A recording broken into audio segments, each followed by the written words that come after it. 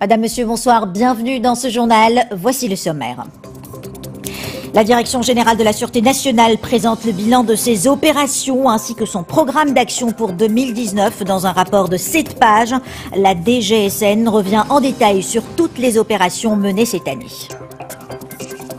Ouverture ce matin du procès d'Abdelali Hamidine, l'ancien vice-président du Conseil national du PJD, est accusé d'avoir tué un étudiant de gauche à la faculté de Fès en 1996. Son procès a été reporté au 12 février. Les cantiques de Noël ont résonné toute la nuit hier dans les églises du royaume. Les expatriés catholiques marocains ont célébré la messe de minuit dans plusieurs villes marocaines, exemple de Rabat et de Tanger. Et de la couleur dans la page culturelle de ce journal, c'est le moyen d'expression d'Abdelaziz Lohraz. Il use et abuse d'une large palette de pigments pour son exposition Résonance.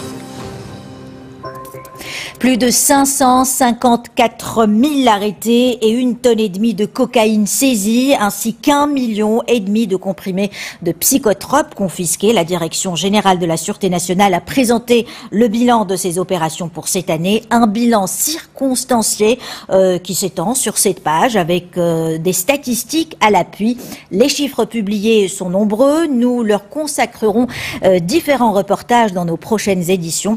Et nous commençons cette série de reportage ce soir par le bilan concernant la criminalité et le trafic de drogue. Les détails dans ce reportage de Abdelhafid El-Menouar, Salima Belabou. 554 202, c'est le nombre de personnes arrêtées cette année par les services de la Direction générale de la Sûreté nationale. Dans ce communiqué dédié au bilan de ces réalisations, la DGSN révèle qu'en matière de prévention et de répression des crimes, 495 réseaux criminels ont été démantelés. Et dans le même sillage, les opérations de lutte contre la drogue et les psychotropes ont permis la saisie de plus de 1,5 tonne de cocaïne. En 2018, 52 tonnes de Shira et 693 kilos de cannabis ont été saisis. 1 346 180 comprimés psychotropes ont également été saisis. Et de 2016 à 2018, plus de 3 millions de comprimés psychotropes hallucinogènes et d'ecstasy ont également été saisis. Dans le cadre de la poursuite des mesures visant à rapprocher les services de sûreté des citoyens, la nouvelle structuration institutionnelle a permis de renforcer les opérations de police visant à lutter contre le crime. Ainsi, ce changement a porté le nombre des appels de secours reçus à plus de 1 600 000 et qui ont conduit à plus de 600 000 interventions sécuritaires. Poursuivant son plan d'action dans la prévention et la répression de la criminalité sous toutes ses formes, la Direction centrale de la police judiciaire a entrepris une batterie de mesures dans le cadre de la restructuration et la modernisation de ses méthodes de travail.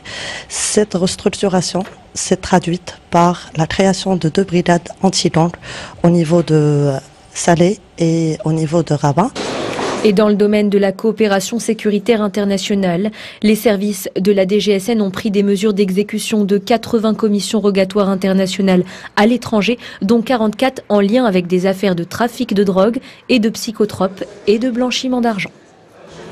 Et dans le cadre de ces efforts visant à rapprocher les services de sûreté des citoyens et à accompagner les nouveaux pôles urbains, la Direction générale de la Sûreté nationale a créé 23 nouveaux services de sûreté cette année répartis entre différentes villes du royaume. Et concernant sa politique de communication, la DGSN a poursuivi la consolidation des mécanismes d'ouverture sur son environnement d'extérieur dans la mesure où le nombre d'activités d'information réalisées a atteint 4426 répartis entre les communiqués de presse, 2463 communiqués et informations, les mises au point et démentis, 288, et les communiqués touchant l'action sécuritaire, 1675 couvertures médiatiques. Et puis sachez aussi que 200 migrants clandestins ont été secourus par la marine royale ce week-end en Méditerranée, en majorité des subsahariens. Ils étaient à bord d'une embarcation où 5 cadavres ont été découverts. Les rescapés ont été acheminés vers les ports de Tanger, Nador et El Hoceima. C'est un procès pour un homicide qui remonte à 26 ans qui vient de s'ouvrir ce mardi. La cour d'appel de Fès a commencé à se pencher sur le sort qu'elle devait réserver à Abdelali Hamidine, le vice-président du Conseil national du Parti de la Justice et du Développement, est accusé du meurtre de Ben Aïssa Ait El Jid, étudiant d'extrême gauche, en 1993 à Fès. Le procès a été reporté au 12 février prochain. Sarah Jabri, Driss Cohen. C'est un procès qui promet de faire couler beaucoup d'encre, celui de Abdelali Hamidine. Le député et le vice-président du Conseil national du PJD est poursuivi pour participation à un homicide volontaire suite à l'assassinat en 1993 d'un étudiant de gauche, une affaire déterrée suite à une nouvelle plainte déposée par la famille de la victime. C'est une affaire qui a été portée devant les juridictions compétentes. Ce n'est en aucun cas un dossier politique. Toutes les déclarations autour de ce sujet ne vont rien changer. La justice suivra son cours, une justice équitable et libre.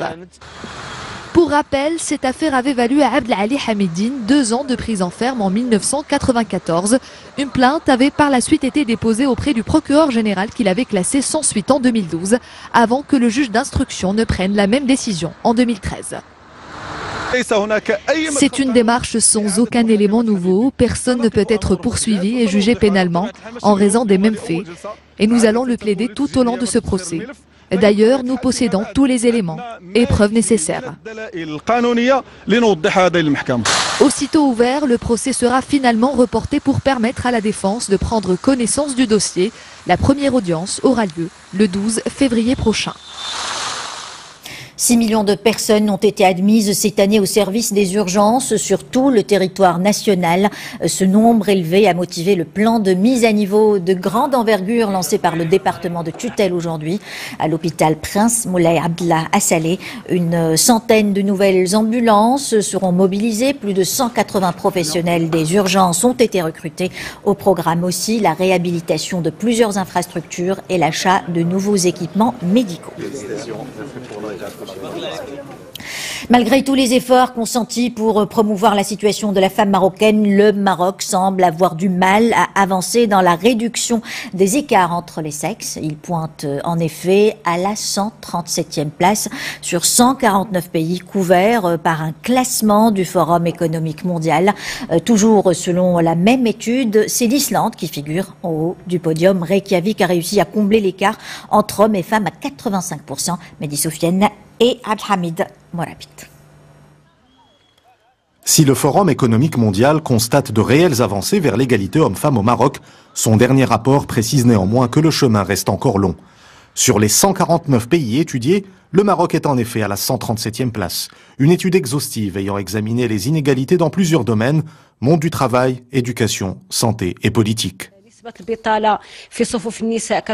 Le taux de chômage chez les femmes est de 14%, contre 8% chez les hommes. Les inégalités salariales persistent, de même que les obstacles à l'accès aux postes de responsabilité et à la propriété. Ainsi, seul 1% des femmes ont accès à la propriété de terres agricoles. Selon le rapport, les efforts les plus importants sont à fournir au niveau de la participation des femmes à la vie politique et économique. La Constitution de 2011 prévoit dans son article 19 la création d'une autorité pour la parité et la lutte contre toute forme de discrimination. Pourquoi cette instance n'a-t-elle pas encore vu le jour? Car c'est cette structure qui doit veiller au respect des principes d'égalité et de parité.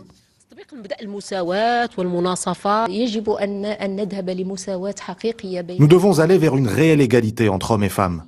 Si la Tunisie est en tête des pays arabes dans ce classement, c'est parce que des efforts ont été entrepris pour une égalité concrète entre hommes et femmes, face aux droits civiques, politiques, économiques, sociaux et culturels.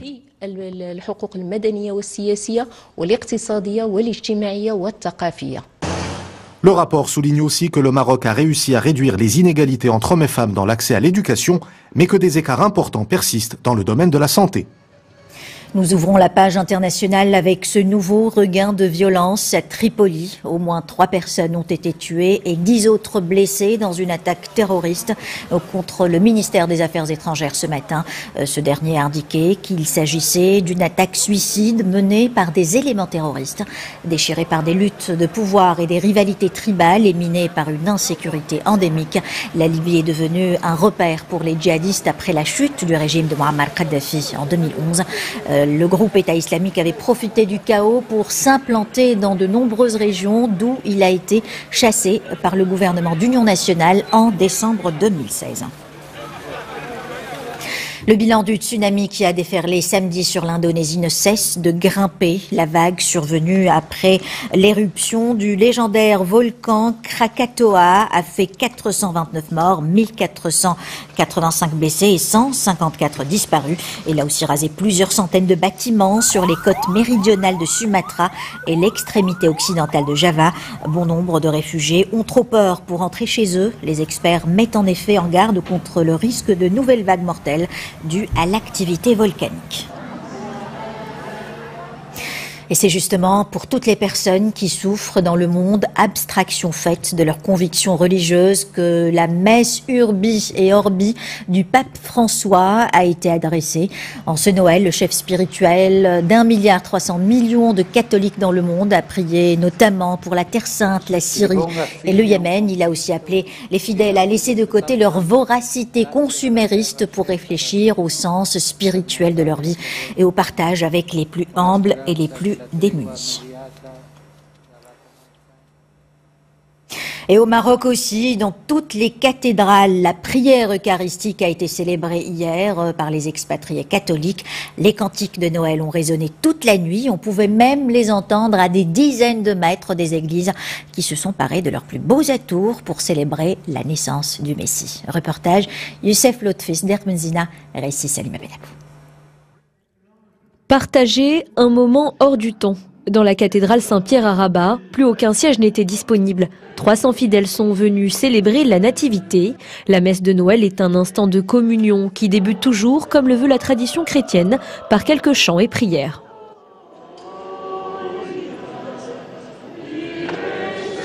C'est une fête de douceur, c'est une fête de délicatesse, c'est une fête qui touche au cœur parce que avec la naissance, on touche à quelque chose d'extrêmement profond. Ça raconte notre propre naissance, quelque part. Un jour, on m'a donné la vie. Et cette vie, elle est précieuse. Et je la découvre précieuse dans le visage de cet enfant qui naît. Malgré qu'on est dans un pays musulman, qu'on peut toujours célébrer notre religion, nos croyances. C'est vraiment intéressant à mon avis du fait qu'il y a cette histoire au Maroc avec les juifs, les chrétiens, les musulmans qui pourraient habiter ensemble. Même son de cloche à la cathédrale de Tanger. Ici aussi et comme partout dans le monde, la messe de minuit est un moment fort de communion et de tradition pour les chrétiens. Au programme des prières pour évoquer la naissance de Jésus, mais pas que.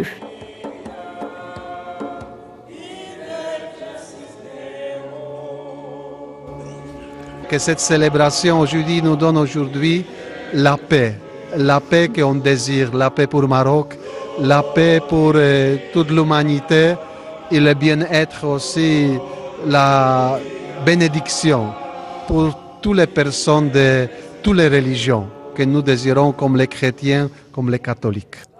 Beaucoup se donnent d'ores et déjà rendez-vous l'année prochaine pour vivre une nouvelle messe de Noël au Maroc, un joli symbole de coexistence basé sur la liberté de culte.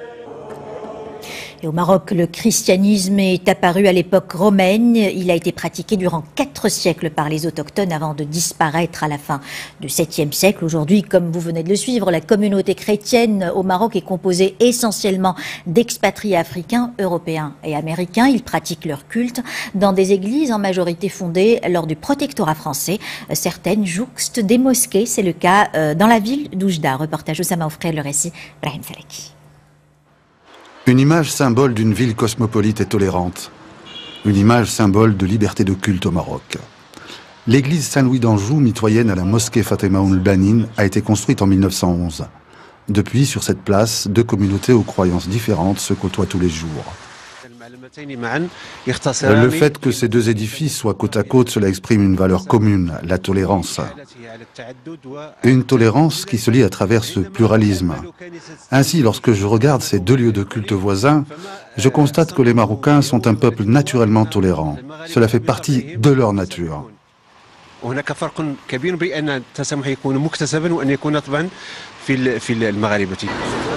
Pays d'une longue tradition de tolérance, de cohabitation et de pluralisme, le Maroc a toujours été une terre de promotion du dialogue entre différentes religions.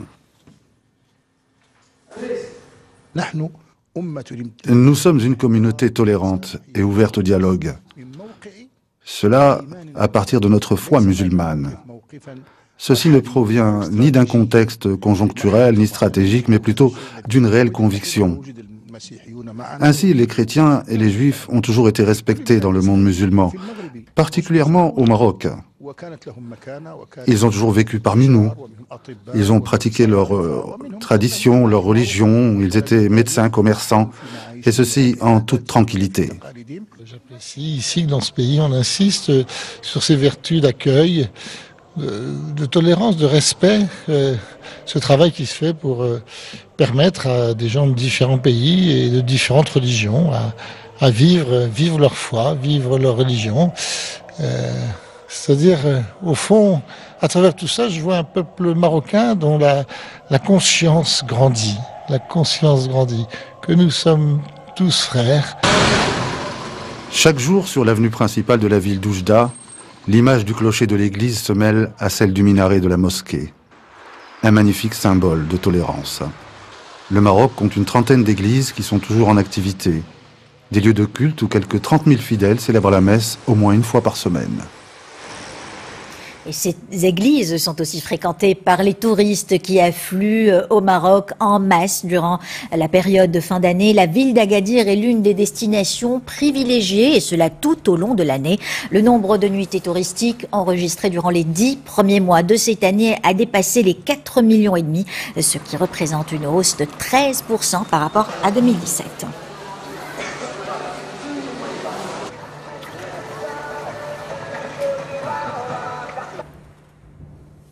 Et nous terminons cette édition avec de l'expressionnisme abstrait. Il y a comme une touche de Mark Rothko ou de Barnett Newman dans les toiles d'Abdelaziz Lohraz. Comme ces pionniers américains du color field painting, cet artiste marocain s'exprime à travers les pigments. Les mouvements de ses pinceaux sont aussi impétueux, vivaces, libres et surtout spontanés. En somme, ces toiles secouent le joug de l'académisme pictural et se rebiffent contre les conventions.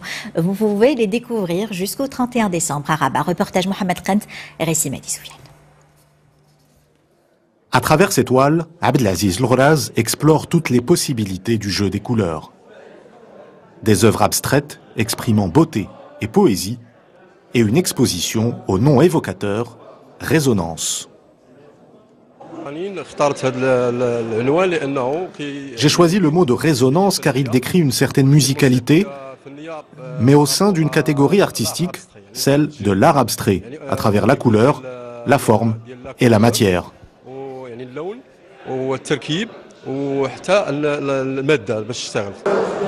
26 tableaux représentant des blocs de couleurs pour une approche renouvelée de l'art abstrait, alliant fluidité et émotion.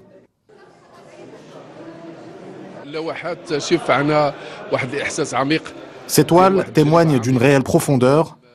C'est cette résonance qu'expriment les couleurs.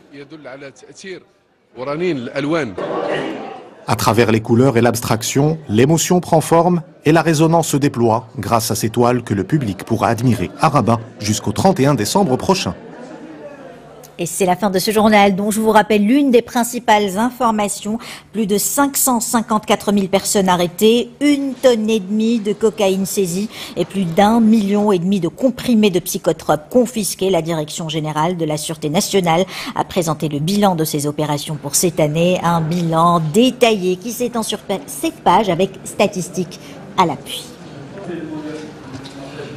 Voilà pour l'information de ce mardi. Merci de votre fidélité. Le prochain rendez-vous d'information en langue arabe avec Zahra Etihal à 21h. Excellente soirée à tous. À demain.